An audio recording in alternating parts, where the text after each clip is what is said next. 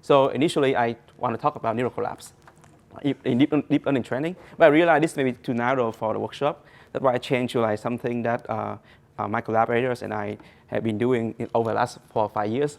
And this also like started by a question by Martin Wainwright when we talk about like optimization method. He asked like, can you find some kind of like situation when we can find some where the second order method can be like referred over the first order method, like in the machine learning models. And also like, can you do some theory and also give some like principle for such theories? And it took us like some time to finally realize that, and also able to see something interesting from the channel theory. And that's also the focus of my talk today, when I try to basically like give a trade-off between like 3 aspects of optimization method whenever we use them.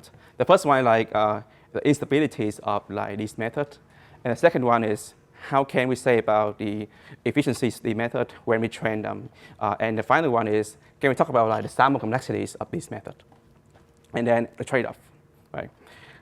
And so for my talk, then these are like the first thing like we're going to talk about like the challenges of like optimization method when we use them to estimate the parameters, and then we also lay out like the population to sample analysis, which was used by many authors before to understand like the behaviors of optimization method.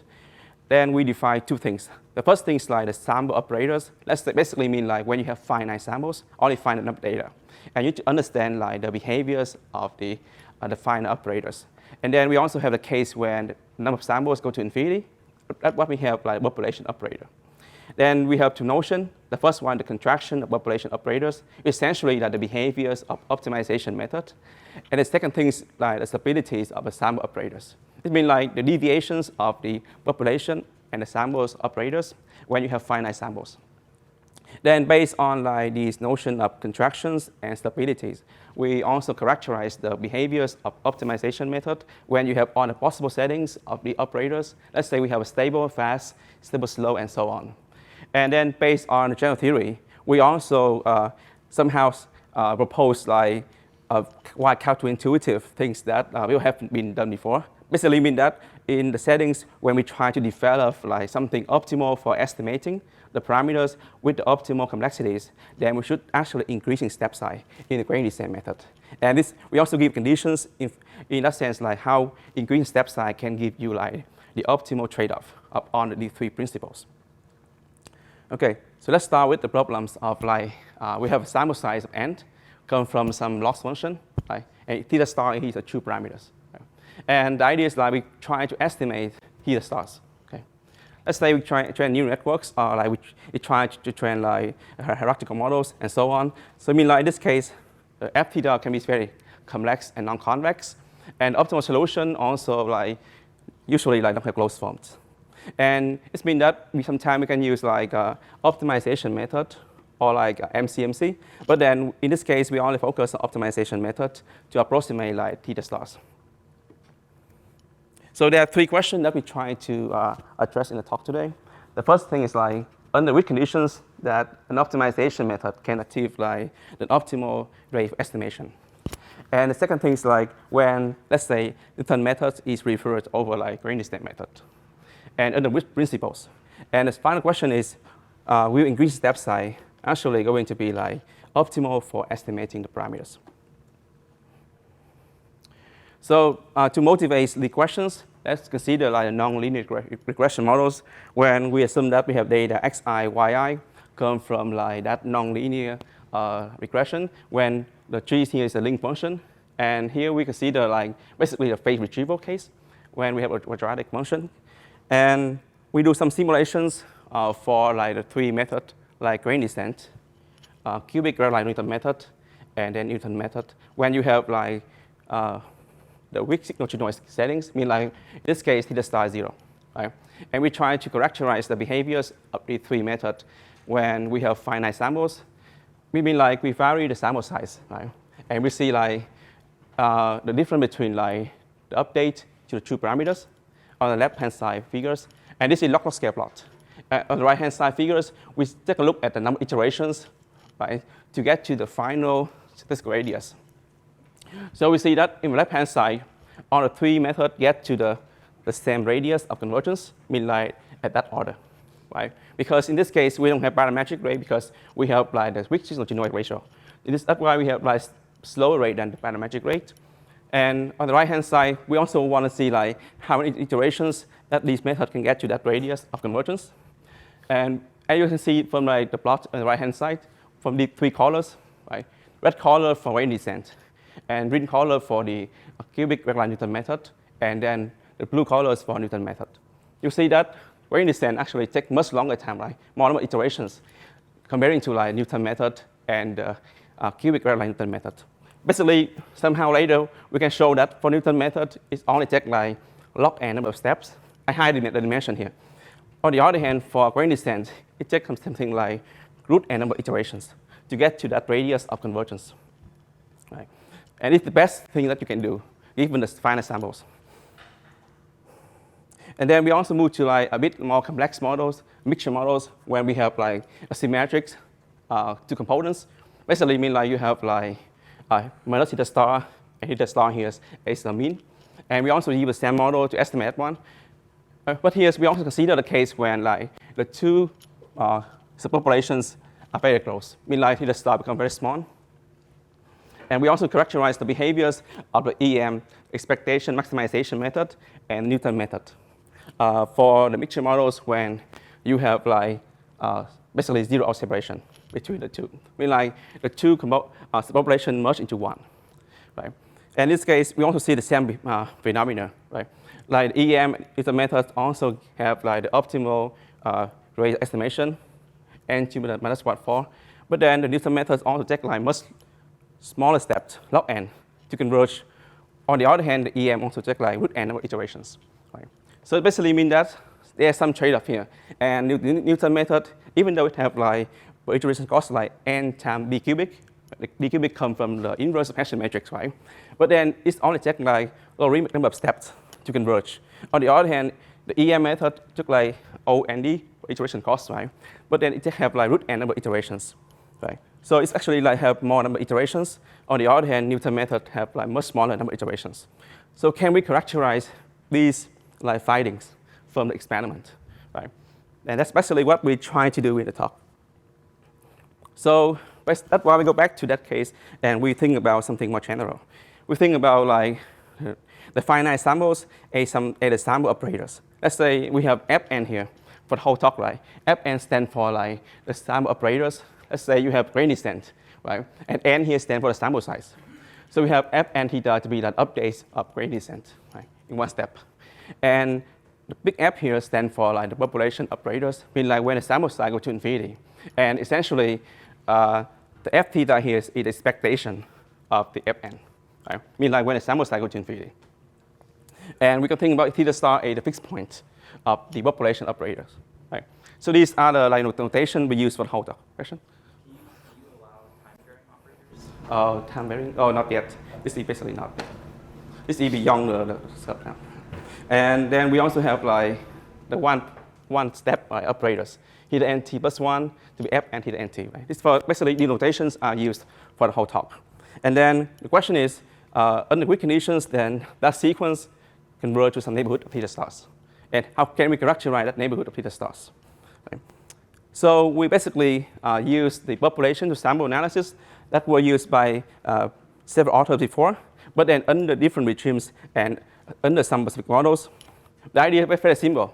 You use a triangle inequalities to decompose like the difference between like the theta nt plus 1 theta star into like A and B, where A here basically mean like we only characterize the contractions of the population operators. Mean like we basically only care about optimization errors, right? Because A here mean like we only care about how F theta and T will converge to theta stars, regardless of the sample size, right? It basically mean like we only care about contractions of population. It's purely optimization. But then for the second terms, we care about like the concentrations of the sample operators and towards like the population operators, right? Based on the sample size. It means like we care about deviation between the sample and population operators. So this one basically purely is about like we try to understand the noise structure of data. And we want to see like how can we bound that noise, and then the interaction between A and B. It means that if we can like give a precise understanding of A and B, then we're able to give like good understandings of like the neighborhood of like the sequence to theta stars. So it means like we need to find some notion for like the contractions and also for deviations. So for the contraction, the population is simply optimization. So I guess anyone here familiar. It's only about like fast and slow convergence of the optimization. So I just like remind here some like notion here. So for like the fast convergence, I mean like we have like exponentially fast convergence, okay? And then for slow convergence, it means like we can find some like beta, just that this is like the convergence of our sequence to theta stars, right? Very basic notion in like optimization. But then for, I also give them some examples for that. Let's say when you have like that simple objective function, theta to the p, right, in one dimension, to simplify like the calculations. Then when you say that when p is only 1, and by using range descent method, then we can say that f is, let's say that f is the updates of range descent in one step. It's fast kappa convergence, where kappa is like 1 minus a step size. And when the power is at least 2, then f it becomes slow beta convergence, where we can characterize beta to be like 1 divided by 2p minus 2, right? So basically, like we have a fast and slow notion of the convergence of population, contraction of population, okay? But then we also have like the B, right? The deviations between the sample and population simply because concentrations of the sample towards the population. And that's why we actually use like the two notions that we try to imitate the behaviors of gradient descent and Newton method. The first one is the stability condition. It means that we try to question? Can I ask a question? The contraction you need globally on the host state? It's just locally for now. For the top, it's on locally, yeah. But is it always true that you have global contractility? Global, not sure, no, unless we have Lipschitz assumption. Yeah. So you're going to consider examples where you have global contractility? Yeah, but then usually in new samples, we only have local contraction. Yeah. Even that, for that deviation is also like local, also, yeah. Thanks for the question. So for deviation, it's basically we developed two notions. The first one is stability condition. It's been like we want to see like how fast the sample operators contract toward like concentrate toward like the population. And we basically mean like when theta gets close to theta star and the radius is r, then we want it to be like at the order r to the gamma. I mean gamma is characterized like how fast the concentrations of like the sample operator towards like population. In this case, it's stable because when r goes to 0, then fn also become like identical to f theta. Right? But then this basically is something like when you have fn to be like gradient of the loss function, right? Basically, this become like the stability condition. But then how about when we have like second order method, like Hessian matrix? Like if you have Hessian matrix, you inverse that one, right? Then you may have regimes when this Hessian becomes singular, right? So you want something that can characterize the behaviors of the concentration of Hessian matrix when the Hessian become singular up to some radius. And that's why we can see that annulus. I mean, like we have the outer radius and inner radius, right? I mean, like we only consider like outside, inside radius. I mean, we don't allow like theta get too close to theta star because when theta gets too close to theta star, Hessian matrix may blow up, right? That's why we want to have some radius that control like the decay of Hessian matrix towards like singularity. And that R here, the optimal R here is going to be like the final radius of convergence that the unstable method can converge to theta stars. And we basically have that notion here, and we only allow theta to be between TR and rho out, I mean like to radius. So it's different from like notion of stability. When we allow theta to go to theta star, that one we only allow theta to be sufficiently close to theta stars, up to some radius R. And we also somehow like only consider like the proportion of 1 divided by R to the gamma. Right? So it's different because when you have Hessian matrix, you inverse that one, it becomes like 1 divided by something, right? So especially like trying to imitate the behaviors of like the Newton method behavior. Right? Any questions so far for the conditions? They are very crucial for characterizing all the behaviors of like optimization method later.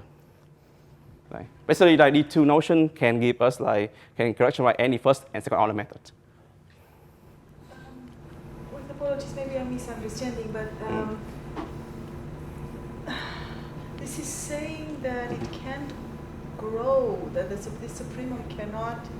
It could, in principle, be very large, but it doesn't have to be, right? Which one? I mean, The second one, the instability. The second one? Yeah. Yeah.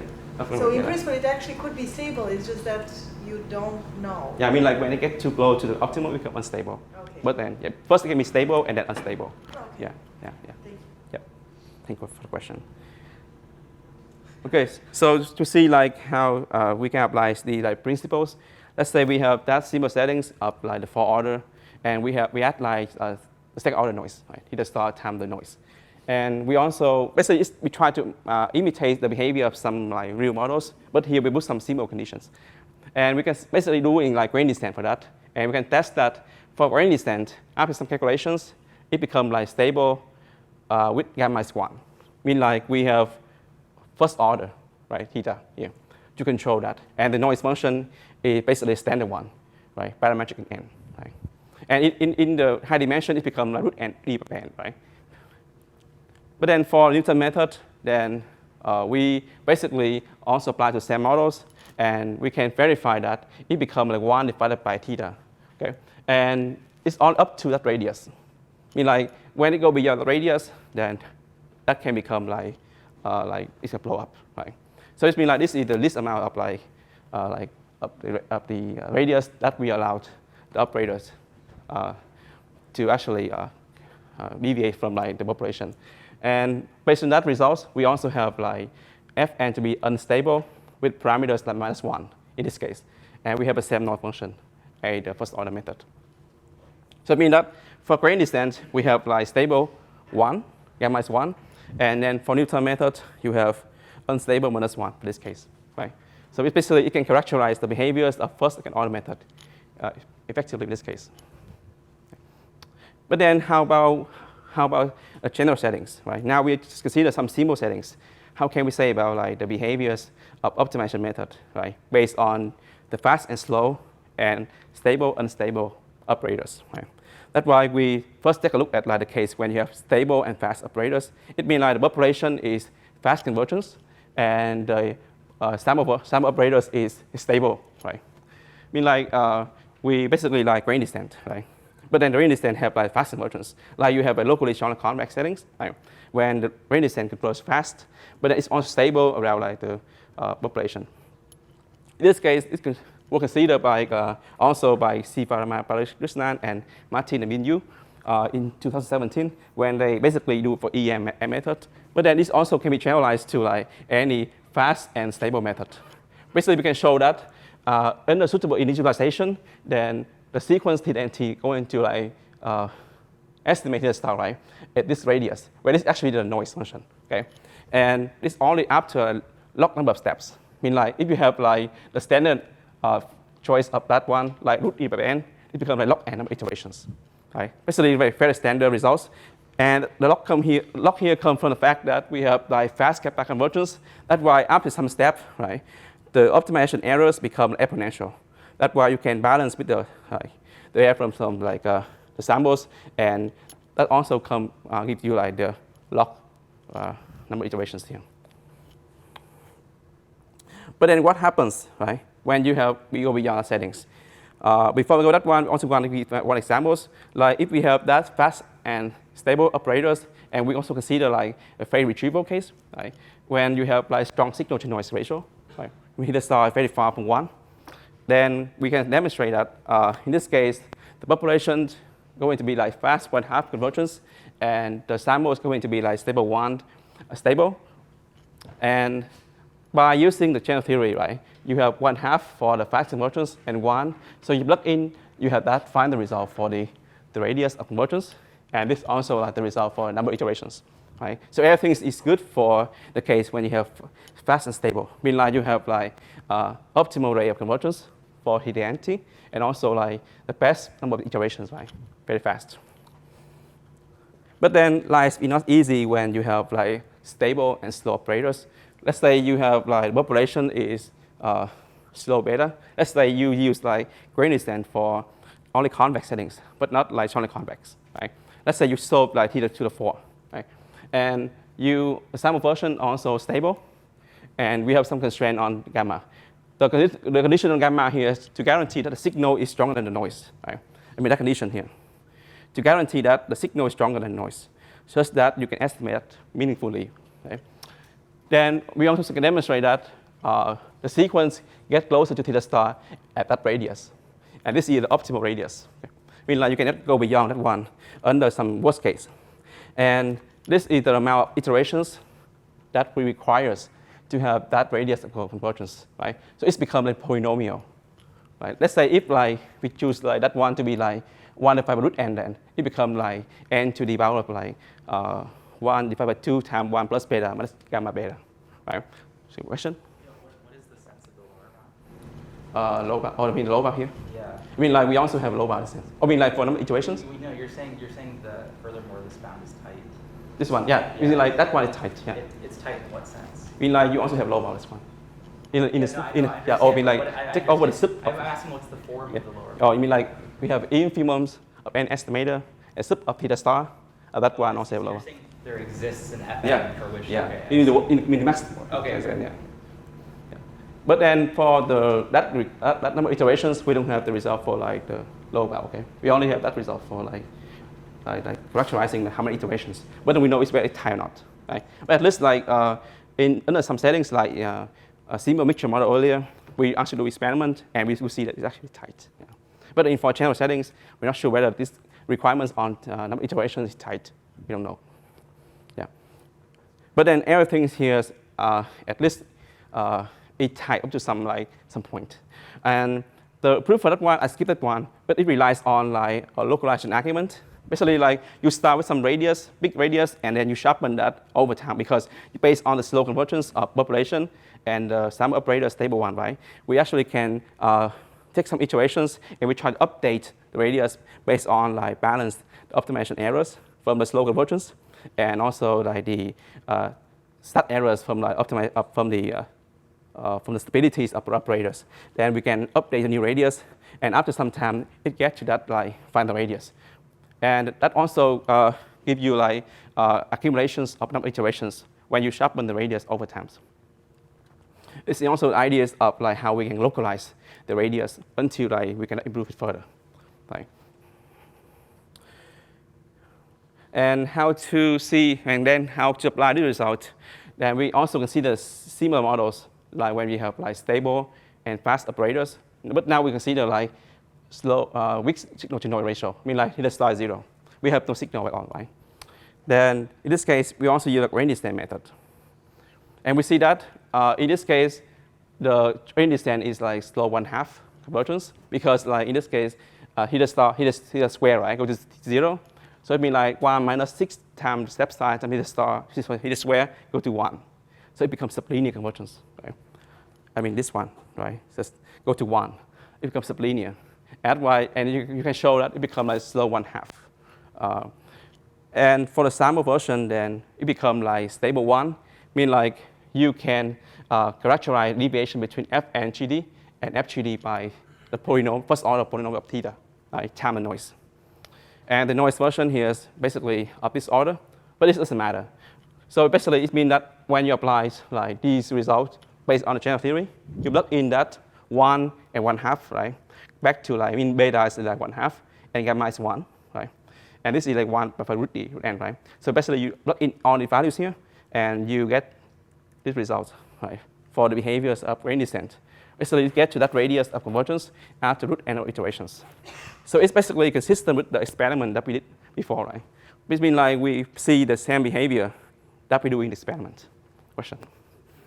You had an iteration complexity before that was logarithmic. No, it's the Newton method. Yeah, you had a result which is logarithmic in 1 over epsilon and delta. Yeah. So that doesn't follow from the general result, though, right? I mean, like that one, right? That one? Yeah, is that Yeah. like a special case, or there's a? It was actually from general theory. Oh, okay. You see, when we have like fast okay, and okay. stable. So that was prior to. Yeah, yeah. And in this case, because we have strong signal to noise, I mean, like it's locally strongly convex. Yeah. And the intuition method case, like the landscape become like convex, not strongly convex. It means like it's very flat when the sample size goes to infinity. Right? That's why you pay for like the flat landscape of the population. Okay, so any more questions before we move on? So we have the result already for stable population and fast and slow, population and stable sample version. Now we come to the case when you have like only have unstable sample operators. I mean, like you have second order method or adaptive first order method. So basically, like for adaptive first order method, usually you go to like unstable sample operators. So I will go into like expand one settings later when we have like adaptive first order method and you have unstable. But then now for general theories, let's assume that the population is fast capped by convergence and the sample operators is like unstable, gamma. Then we can demonstrate that, okay, we have early stopping. I mean, like we only can guarantee that up to like some iteration t in this case, because it's not stable. It means it gets to like the radius very fast and it can jump back. It's the behaviors of like unstable, right, method. And this is the radius of convergence, right? Whereas the gamma comes from like the instabilities of the sample operators. And we also get to that radius after also log n iterations. I mean, like very fast, get there. But I mean, like, let's say for Newton method, right? It can be fast convergence and also unstable. It means that it can get to define the radius very fast because it's only take log n iterations to get to like the radius. So I mean, like, if you remember like the example earlier, the Newton method only take log n iterations, right?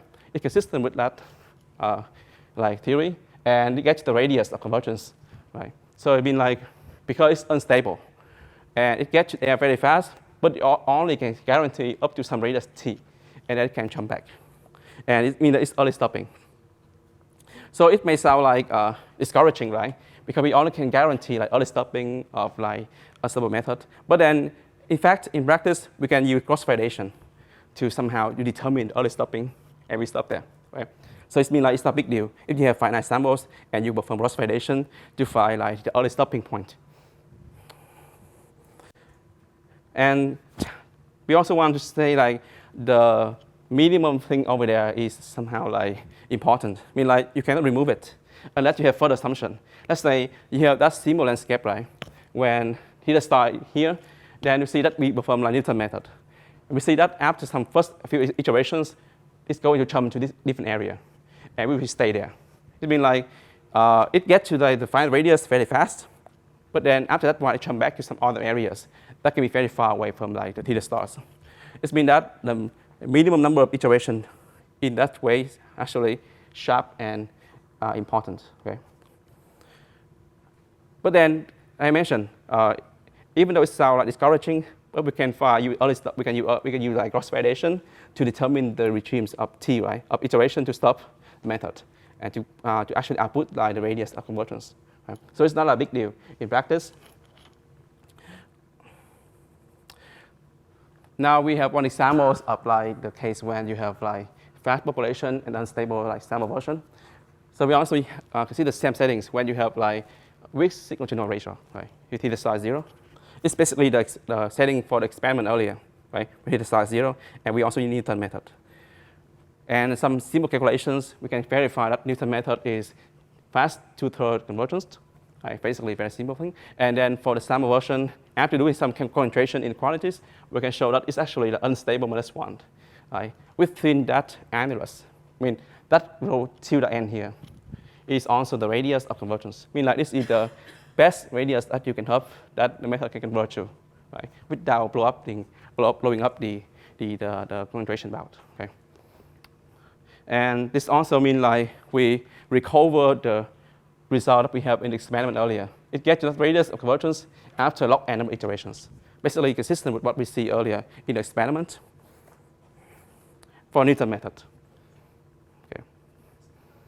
So I guess here your Hessian is degenerate. Yeah, exactly. Yeah, degenerate beyond that radius. Yes. In these degenerate settings, do you typically expect Newton's method to be fast convergent, or is there something more special about this particular? We need the method. Oh yeah, I mean like in the case when I mean like the Fisher, right? The Fisher. I mean the Hessian matrix, like degenerate. Right, if it's degenerate, is it somehow very special that in this example it's still fast convergent, or is it fast? No, it's actually fast convergence. Basically, like when you have like slow K, right? I mean, like when the Hessian matrix degenerate, right?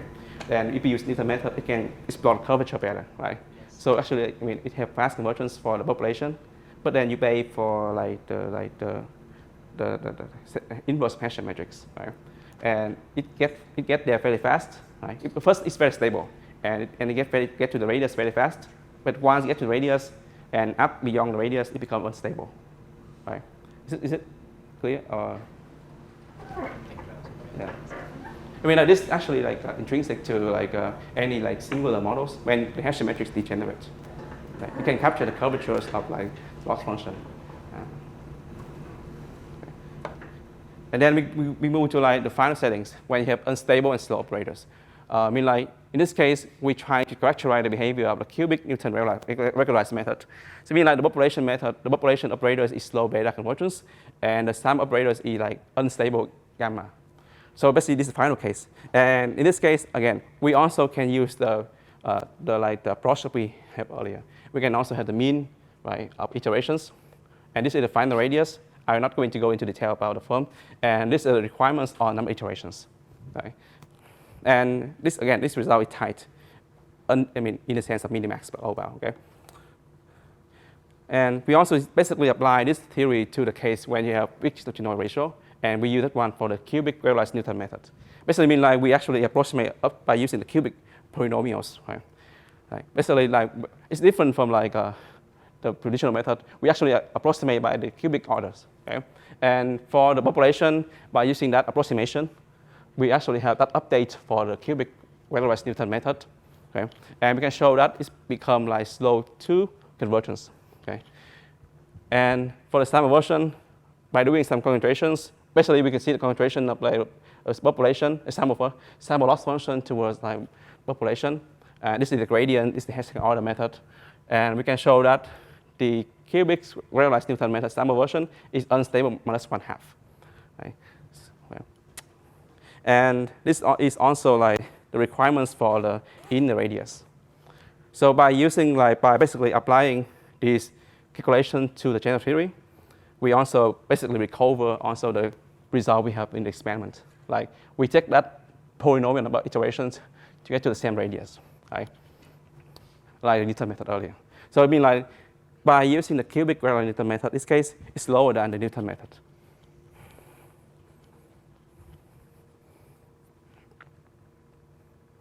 Any questions?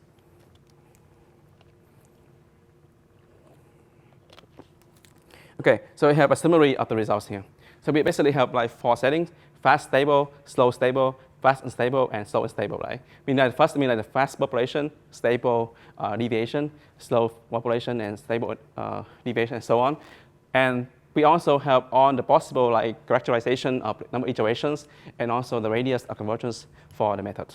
So I mean like in the future, if you have any like one operators, right, optimization method like Randomness, Newton method, and so on, you can basically characterize like the optimization rate, stabilities, and plug in here, and you basically have everything you want for this method. Right?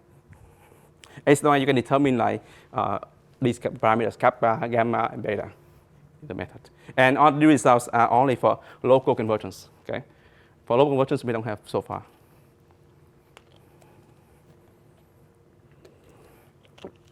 Okay, so but actually there's one thing that we get from these results.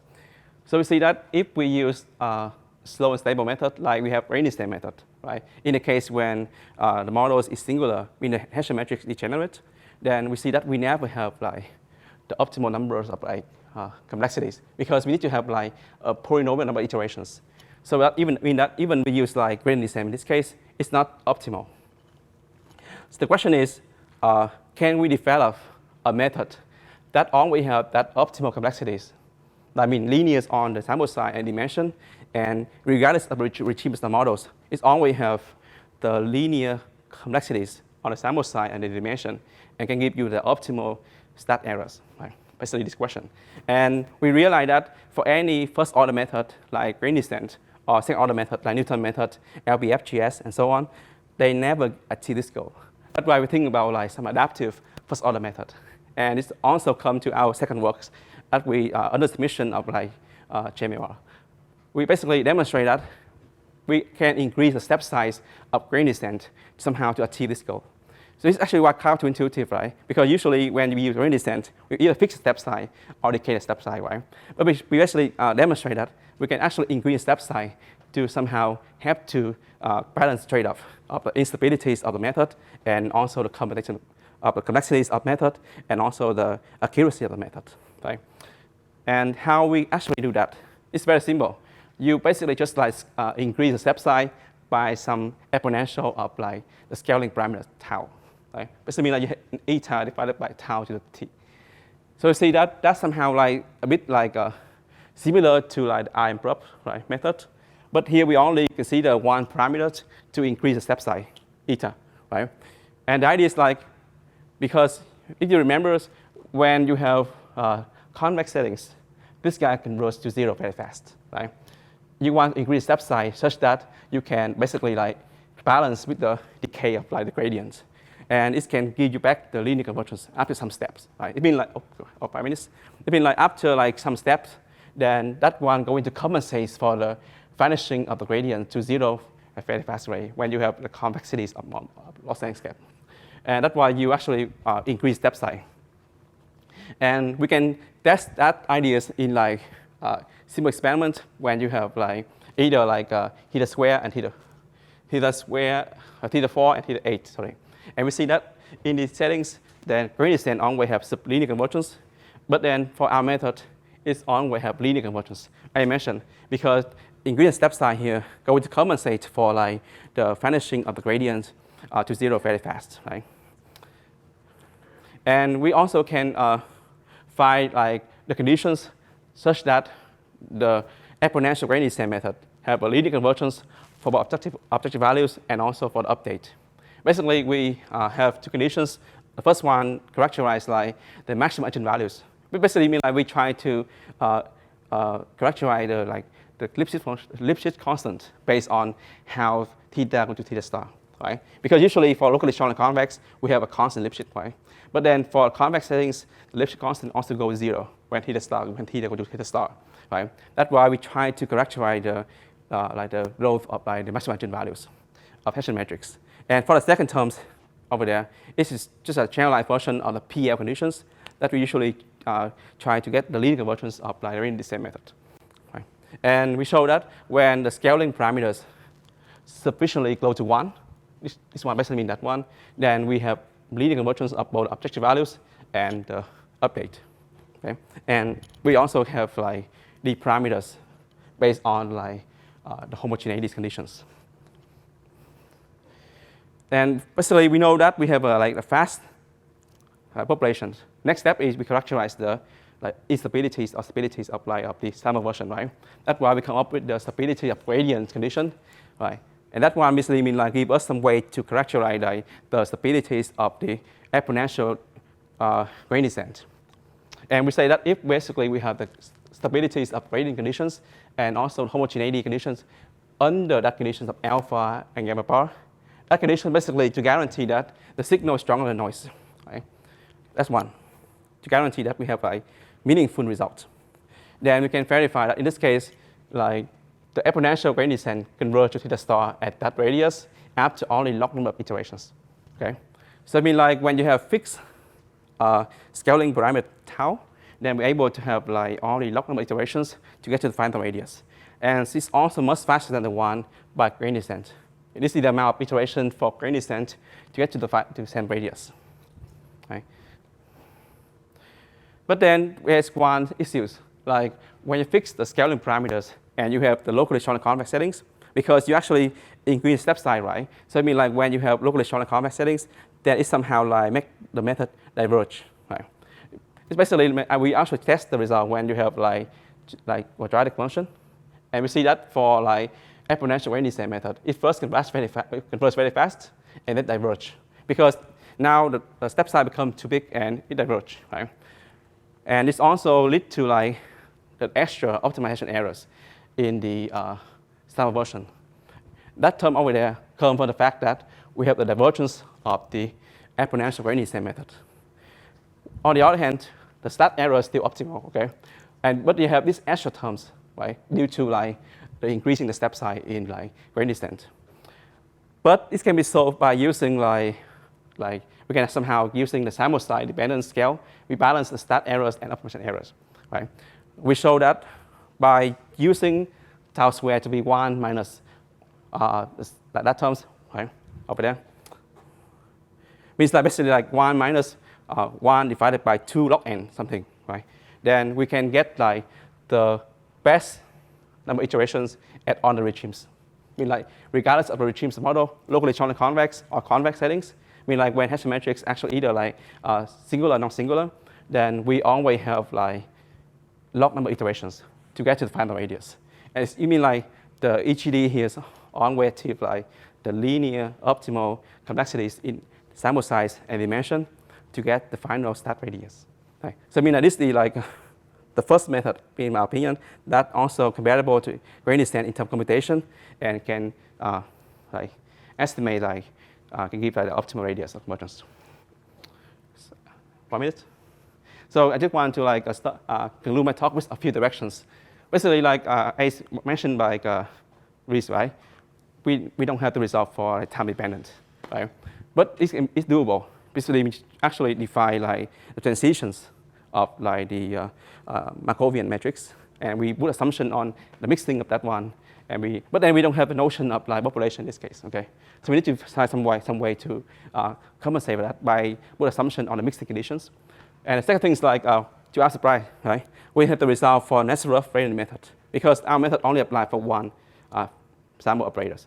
So if you have like 2 or 3 primary operators, then the current method doesn't work. And also like for the exponential gradient method, we also have like a bit some conditions. First thing like for now, for the step size, we also put assumption on step size. We hope that we can have tuning-free step size, and in the sense of like adaptive, fully adaptive like first order method, and also like the global convergence. Because for now we only have local convergence. We also hope that we can like develop a version to have like global convergence by thinking about using the Monroe envelope. And we also think about the idea of using like Hamilton-Jacobi PD to actually approximate the gradients of the proximal mapping, because that one also can guarantee the global convergence of the method even when you have finite samples. And also like the final one is like beyond the homogeneity conditions, when all the directions behave the same way. It's also like everything that we aim to do in the future. Thanks everyone for listening.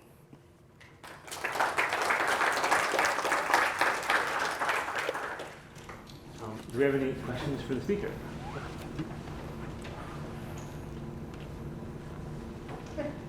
Sorry, I'm still a little bit confused. Just tell me that I'm confused. Sure, yeah. Question.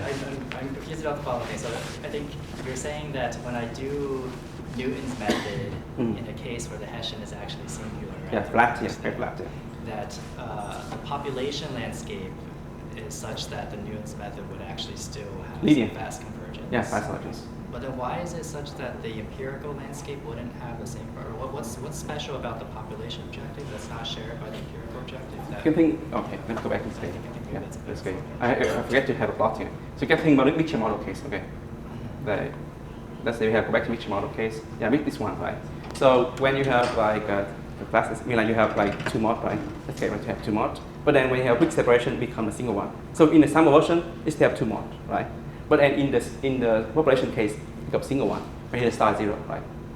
Okay, because the population is exactly yeah.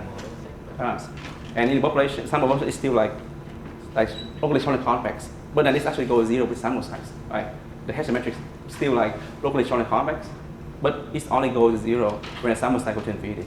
And so is this something that I should generically expect, like in statistical learning problems where I am trying to learn a parameter at a singularity? Generically, I should expect that exactly. population level of things would look Exactly. But this is only for simple samples. For more like complex models, because basically for this model, we have like homogeneities of all directions. Basically, if you think about concentration, right, we only assume that all the direction behave the same way. That's why we put the radius, like, I mean, like that one. Right? Let's say that one, right? We basically put assumption that on the direction behave the same way. But let's say if you have more complex mixture models, then we have fast and slow, right? We have some direction, like let's say you have mixture of 2 Gaussian and you fit a mixture of 3. So there's some direction, there's some components still very fast and some slow, right? Or like you have matrix sensing, and when you overparameterize the rank, there's some subspace are very fast and some very slow, right? So in this case, you have like not homogeneities of like on the directions. So all of these kind of things doesn't apply anymore, right? So we need to go beyond like the traditional like concentration bounds for a case when you have homogeneity of like the directions. That's why I think now we don't even have like, let's say you have overparameterized rank, right, of dimension sensing. The method that can give a linear convergence for that one, I don't think that we have right now, yeah, because of that challenge. Yeah. Any other questions? Let's thank the speaker again. All of the speakers.